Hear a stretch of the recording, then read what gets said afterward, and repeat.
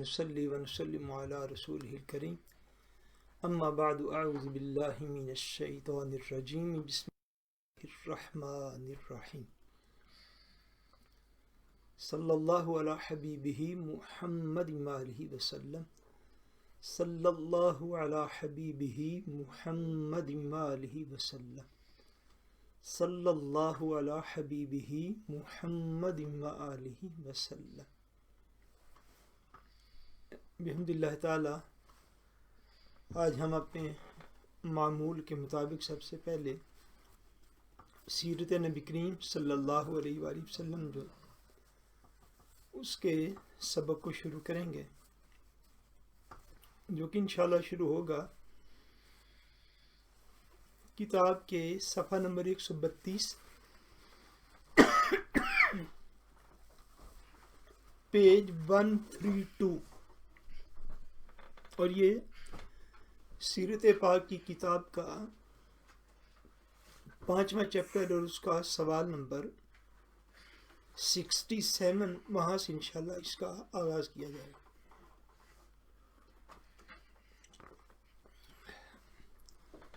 سوال 67 پیج 132 شروع کریں گے۔ سوال 67 غزوہ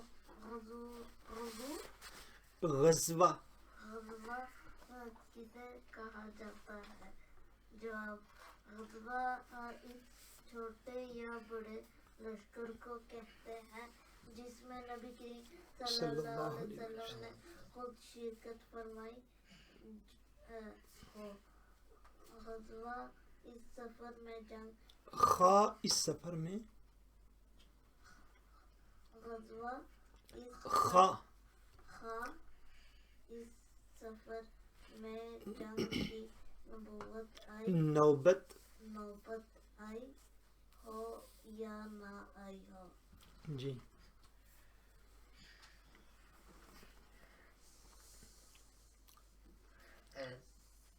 سریہ کسے کہا جاتا ہے؟ وہ فوجی دستہ جس میں نبی کریم صلی اللہ علیہ وسلم نے خود شرکت نہ فرمائی بلکہ اپنے کسی صحابی کو اس لشکر کا امیر مقرر فرمایا ہو۔ اس سفر میں بھی خواہ جنگ ہو یا نہ ہو اسے سریہ کہتے ہیں۔ سریہ کو باس بھی کہا جاتا ہے۔ آج انشاءاللہ تبارک و تعالی ہم جو سیرت پاک کا پہلو جس کا آغاز ہو رہا ہے وہ غزوات اور سرایا جو ہیں، یہ ہجری 2 سے چونکہ ان کا آغاز ہوا، اور ہم جس ترتیب کے ساتھ سیرت پاک کا مطالعہ کر رہے ہیں، ہم اس کو پڑھ رہے ہیں، اس اعتبار سے ابھی یہاں سے ہجری 2 کے جو واقعات ہیں ان کا آغاز پیچھے ہو چکا ہوا ہے۔ سب سے پہلے چونکہ یہ الفاظ بار بار اس سبجیکٹ میں بیان کیے جائیں گے، پڑھے جائیں گے، سب سے پہلے تو اس کو سمجھیے کہ غزوہ اور سریہ میں، غزوات اور سرایا میں کیا فرق ہے۔ غزوہ واحد ہے، غزوات اس کی جمع ہے، سریہ واحد ہے اور سرایا اس کی جمع ہے۔ غزوہ ہر اس چھوٹے یا بڑے لشکر کو کہتے ہیں کہ جس میں نبی کریم صلی اللہ علیہ وآلہ وسلم نے خود شرکت فرمائی ہو، خواہ اس سفر میں جنگ کی نوبت آئی یا نہ آئی، یعنی جنگ ہوئی یا جنگ نہ ہوئی۔ حضور علیہ السلام نے جو بھی ایسا سفر اختیار فرمایا کہ جس میں آپ نے کسی لشکر کی قیادت کی، یعنی وہ فوجی مہم تھی، حضور نے کسی فوجی اور آرمی کے اپنے دستے کی قیادت فرمائی، اس کو لیڈ کیا، اگرچہ اس سفر کے اندر جنگ ہوئی ہو یا نہ ہوئی ہو، مگر حضور علیہ السلام اس نیت و ارادہ سے جب نکلے ہوں تو حضور پاک کا جو ایسا سفر ہے اس سفر کو اس کو غزوہ کہا جاتا ہے. یہ جو سفر ہوئے ان میں بعض سفر میں اسفار میں جنگ ہوئی اور بعض میں جنگ نہیں بھی ہوئی، لیکن اس چھوٹے یا بڑے لشکر کو جس میں نبی کریم صلی اللہ علیہ وسلم نے خود شرکت فرمائی ہو اس کو غزوہ کہتے ہیں. اور ایسے لشکر جو حضور نبی کریم صلی اللہ علیہ وسلم نے بھیجے مگر حضور پاک خود مدینہ طیبہ میں رہے اور ان لشکروں کی اور ان فوجی دستوں کی قیادت اور لیڈرشپ کسی اور صحابی کو امیر بنا کے آرمی اپنی کا چیف آف آرمی اسٹاف وہ بنا کے حضور علیہ السلام نے بھیجا اور خود اس جہاد میں حضور پاک تشریف نہیں لے کر گئے. ایسے لشکر کو سریہ کہا جاتا ہے اور اسی سریہ کو بعث بھی کہتے ہیں. کیا کہتے ہیں؟ بعث بھی کہتے ہیں اسے. سریہ اور بعث سیرت پاکی کتب میں جب یہ الفاظ ہیں تو اس سے مراد وہ لشکر ہے کہ جس کو حضور علیہ السلام نے روانہ فرمایا بھیجا مگر اس میں آپ خود جو تھے وہ بنفس نفیس شامل نہ ہوئے بلکہ کسی صحابی کو اس کا امیر لشکر بنا کے آپ نے اس کو روانہ فرمایا. جی. اللہ تبارک و تعالیٰ نے مسلمانوں کو جہاد کرنے کی اجازت کب دی؟ مسلمانوں کو جہاد کی اجازت 12 صفر 2 ہجری کو دی گئی. یہ بتائیں اس موقع پر قرآن مجید کی کون سی آیت نازل ہوئی؟ آیات نازل ہوئی. جواب سورہ حج کی آیات 39 اور 40. جی. جہاد متعلقہ آیات کے نزول کے بعد عام صحابہ کرام کا طرز عمل کیا تھا؟ صحابہ کرام اپنے کام کاج کے لیے جب کھیتوں میں جاتے تو اس وقت بھی تلوار اور زیرہ ساتھ لے کر جاتے ہیں. لیکن نبی کریم صلی اللہ علیہ وسلم کسی وقت بھی جہاد کے لیے طلب نہ فرما دیں. جی. پڑھیے بیٹے آگے. زیرہ کسے کہا جاتا ہے؟ جنگ کی حالت میں جسمانی حفاظت پہنے لوہے کے مخصوص لباس کو زیرہ کہتے ہیں. زیرہ کہتے ہیں. لفظ ٹھیک پڑھی بیٹا. زیرہ کہتے ہیں. حضور نبی کریم صلی اللہ علیہ وسلم پر اللہ تبارک و تعالیٰ نے 12 صفر 2 ہجری کو آقا دو عالم صلی اللہ علیہ وسلم پر جہاد کی آیات جو ہیں وہ نازل کی گئیں اور یہ سورہ الحج کی آیت 39 اور 40 39 اور 40 نمبر آیات جو ہیں سورہ الحج کی یہ اتری صفر 2 ہجری میں. اس کے بعد مسلمانوں کو باقاعدہ جو ہے وہ جہاد کی اجازت دی گئی. اس حوالے سے یہ بات سمجھنی بہت ضروری ہے کہ چونکہ اس دور کے اندر جس کے اندر ہم موجود ہیں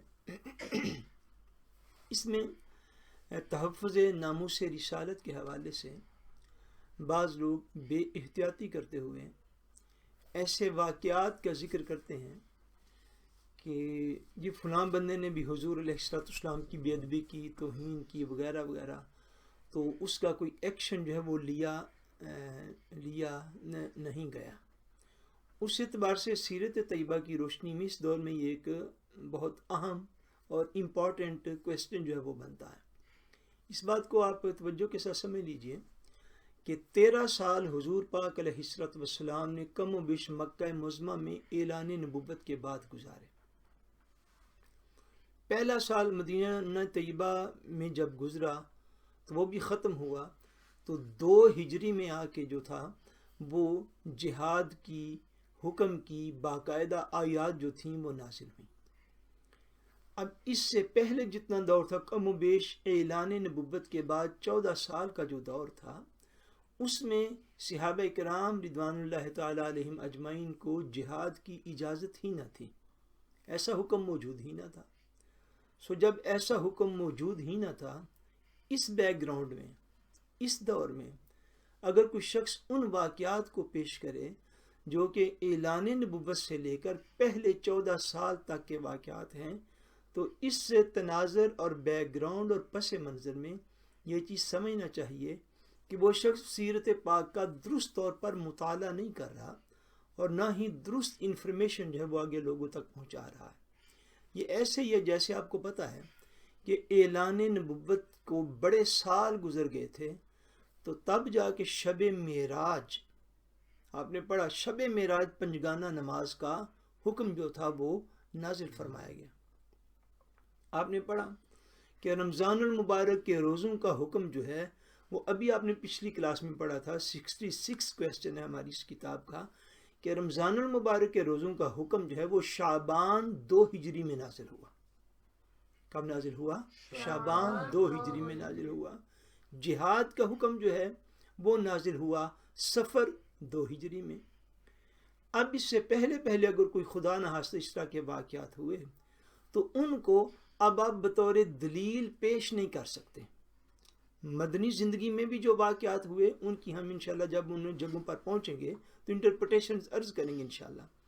لیکن اگر کوئی شخص آپ کو کوئی ایسے واقعات سناتا ہے کمزور روایات سے بھی، اور پھر خاص طور پر مکی زندگی کے اعتبار سے بھی، تو یہ ایسے ہی ہے جیسے شب معراج جب پنجگانہ نماز کا حکم نازل ہوا تو اس سے پہلے جو صحابہ کرام موجود تھے، کوئی شخص ایسا کہہ دے کہ جی فلاں صحابی نے تو اعلان نبوت کے 2 سال بعد خدا نخواستہ اللہ یعوذ باللہ تعالیٰ اس طرح کی انٹرپریٹیشن کر دے، جی اعلان نبوت کے دوسرے اور تیسرے سال تو صحابہ پنجگانہ نماز نہیں پڑھتے تھے۔ اب بات کو سمجھ رہے ہیں؟ کوئی رمضان المبارک کے روزوں کی یوں انٹرپریٹیشن کر دے کہ دیکھیے جی 13 سال سے لوگ مسلمان تھے تو وہ تو رمضان کے روزے ہی نہیں تھے رکھتے۔ اگر علم دین کا بیان ایسے جاہلوں، کم علموں یا مفاد پرست لوگوں کے قبضے میں ہی آ گیا ہے تو پھر اس کے اوپر سوائے افسوس کرنے کے یا انا للہ و انا الیہ راجعون پڑھنے کے میرے پاس تو کچھ بھی نہیں۔ اگر اس طرح ہم چیزوں کو بیان کرنا شروع کر دیں گے، اگر کوئی اس چیز کو بطور دلیل پیش کرے حضور پاک کی مکی زندگی کا کوئی واقعہ لے کر اور کہے جی صحابہ کرام نے تو فلاں موقع پر کوئی ایکشن نہیں لیا، تو وہ جو صحابہ نے ایکشن لیا وہ بھی آگے انشاءاللہ تبارک و تعالیٰ اس سبق میں اپنی روٹین اور ترتیب سے آتے رہیں گے۔ لیکن اگر کوئی ایسی انٹرپریٹیشن کرے گا تو وہ سوائے جہالت کے، اگنورنس کے کچھ بھی پھیلا نہیں رہا ہے، چاہے اس کے لسنرز کئی ہزاروں کے اندر موجود کیوں نہ ہوں۔ کیوں کہ ابھی اگر ایک چیز کا حکم ہی نہیں اترا تو اس کے اوپر عمل کا موقع کیسے بنے گا؟ جیسے جب تک پنجگانہ نماز کا حکم نہیں اترا تو پنجگانہ نماز چونکہ فرض ہی نہیں تو صحابہ پڑھیں گے کیسے؟ رمضان المبارک کا روزہ اگر فرض ہی نہیں کیا گیا تو آپ پہلے 14 سال کی روایات اعلان نبوت کے بعد سے لے کر نکال کے لوگوں کے سامنے پیش کرتے پھریں تو سوائے اس کے کہ آپ اسلام کی خدمت نہیں کر رہے بلکہ آپ اسلام کی تاریخ کو داغدار کرنے کی کوشش کر رہے ہیں، صرف اپنے جبے کبے دستار ٹوپی اور داڑھی کے نام پر یا اپنے لبرلزم اور سیکولرزم کے نام پر۔ سو اس بات کو سمجھ لیجئے کہ امر جہاد جو ہے، یہ حکم جہاد یہ نازل ہوا ہے صفر 2 ہجری میں۔ سو جب صحابہ کرام کو یہ حکم دے دیا گیا تو پھر صحابہ کرام نے خاص اس سبجیکٹ کے حوالے سے عرض کر رہا ہوں، پھر انہوں نے توہین رسالت کرنے والوں کے ساتھ جو کیا وہ صحیح بخاری شریف کے اندر بھی ہے، صحیح مسلم شریف کے اندر بھی ہے، اور سیرت کی ہر کتاب جو ہے وہ اس سے بری پڑی ہے۔ دوسری چیز، اب صحابہ کرام رضوان اللہ تعالیٰ علیہم اجمعین کے وہ جذبات دیکھیے۔ اللہ تبارک و تعالیٰ نے آیات اتاری جہاد کی، غالباً یہ آیت پاک اذن للذین، یہاں سے اس آیت پاک کا آغاز ہوتا ہے کہ اجازت دی گئی ہے ایمان والوں کو۔ یہ اجازت جب دی گئی، اتنی آیات کریمہ جو تھی یہ اتری سورہ الحج کی آیت نمبر 39 اور 40۔ اب جب یہ آیات اتری تو صحابہ کرام رضوان اللہ تعالیٰ علیہم اجمعین کے جذبات کیا تھے؟ ان کو پتہ ہے کہ اب حضور پاک پر یہ آیات اتری ہوئی ہیں، جیسے ان کو نماز کے لیے بلایا جاتا تو وہ دوڑے دوڑے نمازی بن کے حضور کی بارگاہ میں حاضر ہو جاتے تھے۔ جیسے انہیں روزوں کا حکم دیا گیا تو وہ صبح سے لے کے شام تک بھوکے اور پیاسے رہتے تھے. اب ایسے ہی ان کے لیے جیسے ان کے لیے نماز پڑھنا تھا، یہ بات بیٹے آپ لوگ سمجھ رہے، جیسے ان کے لیے نماز پڑھنا تھا ایسے ہی ان کے لیے جہاد کرنا بھی تھا. جیسے ان کے لیے نماز پڑھنا اللہ کے حکم کو فالو کرنا تھا ایسے ہی ان کے لیے جہاد کرنا بھی اللہ کے حکم کو فالو کرنا تھا. اور جیسے وہ نماز کی تیاری ان کے لیے پہلے وضو فرمایا کرتے تھے، ایسے ہی صحابہ جو تھے ان کو پتہ اب جہاد کے لیے آیات نازل ہو چکی ہوئی ہیں جہاد کے متعلق، جہاد کے حوالے سے.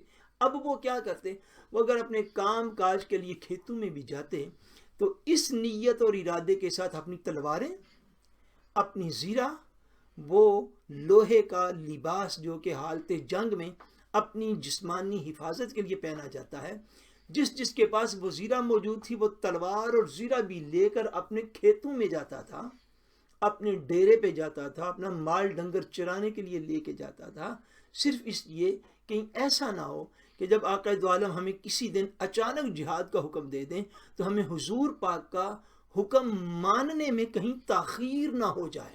سبحان اللہ، کہیں ہم لیٹ نہ ہو جائیں، کہیں ہم اپنی جان کو نچھاور کرنے میں ہمیں ایک لمحے کی. دیکھیے بندہ ڈیرے پہ باہر ہوتا ہے نا، بندہ بازار میں اپنی دکان پر ہوتا ہے تو بندہ گھر آ کے بھی تلوار کو لے کے جا سکتا ہے، اپنا ہتھیار، اپنا ووپن وہ گھر سے بھی آ کے لے کے تو جا سکتا ہے.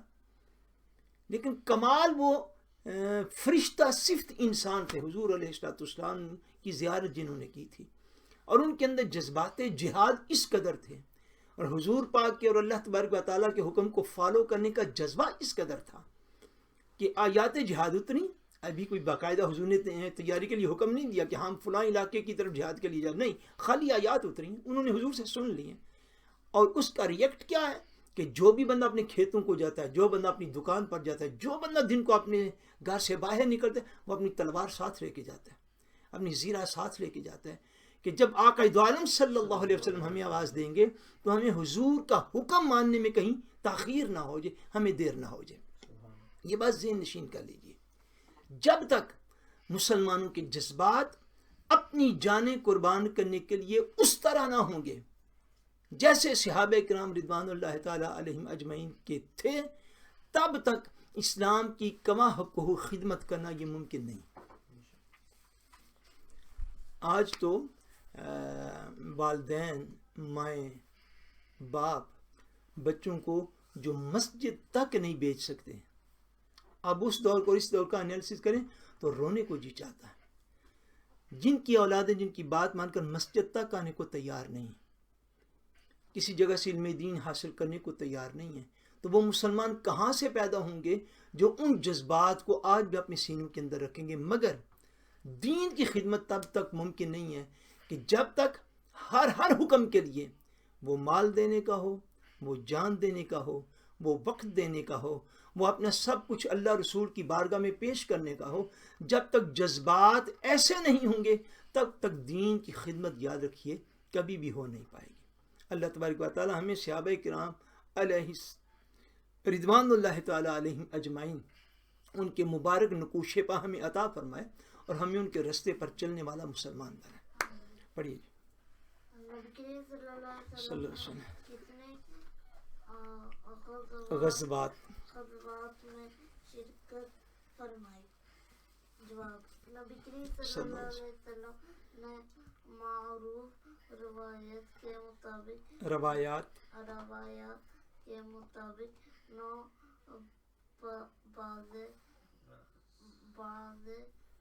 روایات کے مطابق 27 غزوات میں شرکت فرمائی. جی. روایات میں اس فرق کی وجہ بیان کریں. یہ فرق صرف مورخین کے مختلف طریقوں سے گننے کے اعتبار سے ہے، البتہ حقیقت حال میں کوئی فرق نہیں. مثلا بعض غزوات ایک ہی سفر میں مختلف مقامات پر پیش آئے، کسی نے ایک ہی سفر کی وجہ سے ایک غزوہ شمار کیا اور کسی نے مختلف مقامات کے اعتبار سے انہیں کئی غزوات میں شمار کیا. جی. کیا تمام غزوات میں باقاعدہ جنگ ہوئی؟ جی نہیں، بلکہ صرف 9 غزوات میں باقاعدہ جنگ ہوئی. سیرت پاک کی مختلف کتابوں کو آپ پڑھیں گے تو آپ کو یہ چیز نظر آئے گی، بعض کتب میں لکھا ہوگا کہ حضور علیہ السلام نے 9 غزوات میں شرکت فرمائی، بعد میں لکھا ہوگا حضور علیہ السلام نے 27 غزوات میں شرکت فرمائی، اور دیر طول یہ بہت بڑا فرق ہے۔ تو پڑھنے والا بندہ اس کے اوپر ڈسٹرب ہو سکتا ہے، اس لیے ہم نے نیچے والے سوال میں اس کی وضاحت کر دی ہے کہ یہ صرف گننے کے اعتبار سے فرق ہے، سیرت نگار اپنے اپنے طریقہ کار کے مطابق واقعات کو گنتے ہیں۔ حضور علیہ السلام نے خود جن لشکروں کی قیادت فرمائی وہ حضور پاک علیہ السلام 9 مرتبہ مدینہ طیبہ سے لشکروں کی قیادت فرماتے ہوئے اپنے فوجی دستوں کو لیڈ کرتے ہوئے حضور پاک مدینہ طیبہ سے باہر نکلے۔ بعض اوقات اس طرح ہوتا کہ ایک سفر کے اندر کئی جنگیں جو تھیں وہ ہو جاتی، چھوٹے موٹے قبائل رستے میں آتے، ان کے ساتھ جہاد ہو جاتا، ان سے صلح ہو جاتی، مگر وہ سفر ایک ہی ہوتا۔ تو مورخین کیا کرتے ہیں، سیرت نگار جو ہیں وہ کیا کرتے ہیں، ان کا اپنا اپنا طریقہ کار ہے گننے کا، ان کو تھلے کرنے کا، ان کی کاؤنٹنگ کرنے کا۔ بعض سیرت نگار اس طرح فرماتے ہیں کہ وہ ایک سفر کے اندر جتنی مختلف جگہوں پر حضور علیہ السلام رکے یا اس طرح کا کوئی واقعہ رونما ہوا تو وہ اس کو ایک الگ غزوہ جو ہے وہ ڈکلیئر فرماتے ہیں، اور بعض سیرت نگار اس طرح کرتے ہیں کہ اس سفر کے اندر جو مین مارکا ہوا صرف اسی کو غزوہ گنتے ہیں، اور بقیہ چھوٹے موٹے واقعات جو ہوتے ہیں ان کا ذکر نہیں فرماتے ہیں۔ اس لیے یہ صرف کاؤنٹنگ کے اعتبار سے ہر سیرت نگار کا اپنا اپنا طریقہ کار ہے۔ ادروائز حضور علیہ السلام جو ہیں وہ غزوات جن میں باقاعدہ جنگ ہوئی وہ 9 ہیں۔ وہ کتنے ہیں؟ وہ صرف وہ 9 ہیں جن میں حضور پاک علیہ السلام نے شرکت بھی فرمائی اور ان میں باقاعدہ جنگ بھی ہوئی۔ جی ان کے اوپر بھی لکھا ہوا کہ بعض روایات کے مطابق جی وہ میں نے بیٹے فرقرار کر دیا نا، یہ 27 کہنے کی وجہ کیا ہے؟ نہیں وہ یہ تھا کہ نی غزوات میں باقاعدہ جنگ ہوئی، نی یوتی فراشو شو پڑھی آگے۔ نبی کریم صلی اللہ علیہ وسلم نے سب سے پہلا سریہ کب روانہ فرمایا؟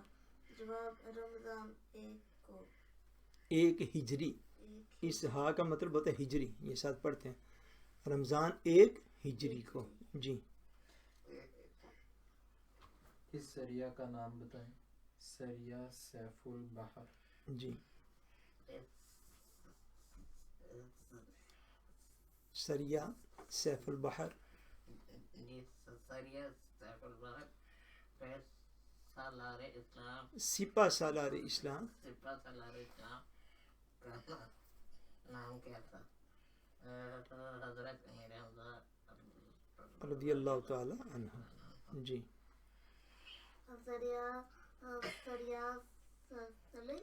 سیف البحر، یہ لام ایکسٹرا ہے، جن کے پاس اردو کی کتاب اس کو ٹھیک کر لیجیے، یہ لام کاٹ دیجیے یہاں سے۔ سریہ سیف البحر میں مسلمان مجاہدین اور کفار کے لشکر کی تعداد کیا تھی؟ مسلمان 30 اور کفار 300۔ جی یہ بتائیں کہ کیا سریہ سیف البحر میں جنگ ہوئی؟ جی نہیں۔ حضور علیہ السلام نے سب سے پہلے جو سریہ روانہ فرمایا وہ فرمایا رمضان 1 ہجری میں، سریہ کا نام سریہ سیف البحر ہے، اور آپ جانتے ہیں کہ حضور علیہ السلام کے چچا جان تھے حضرت سیدنا امیر حمزہ رضی اللہ تعالیٰ عنہ، وہ اس سفر میں جو تھے وہ اسلامی لشکر کی کمانڈ کر رہے تھے، اور وہ اسلامی لشکر صرف 30 صحابہ اکرام پر مشتمل تھا، اور ان کے مقابلے میں 300 کفار جو تھے وہ آئے تھے، مگر اس میں جنگ نہیں ہوئی۔ آگے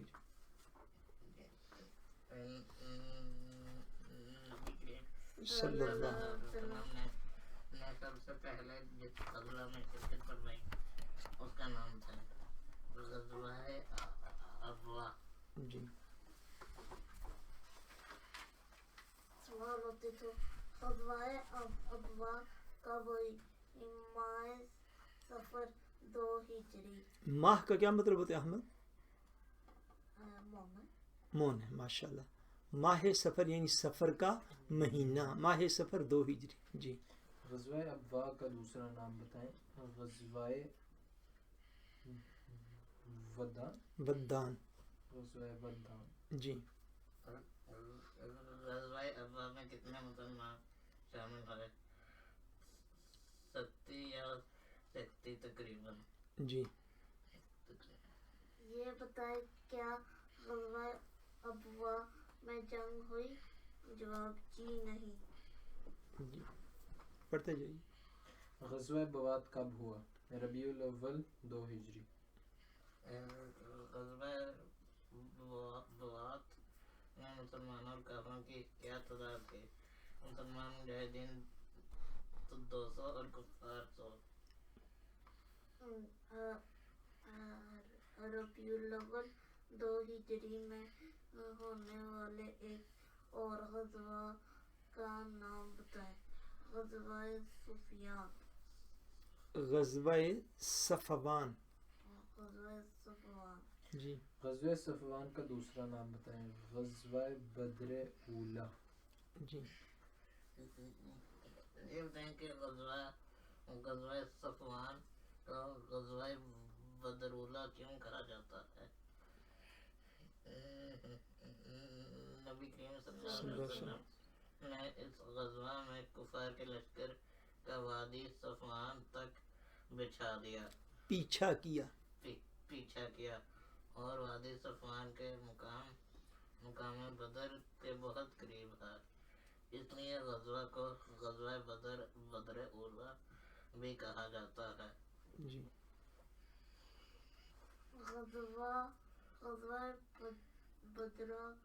بدر اولا. غزوہ بدر اولا. غزوہ بدر اولا میں مسلمان مجاہدین کی تعداد کیا تھی؟ تقریباً 70. جی. کیا غزوہ بدر اولا میں جنگ ہوئی؟ جی نہیں.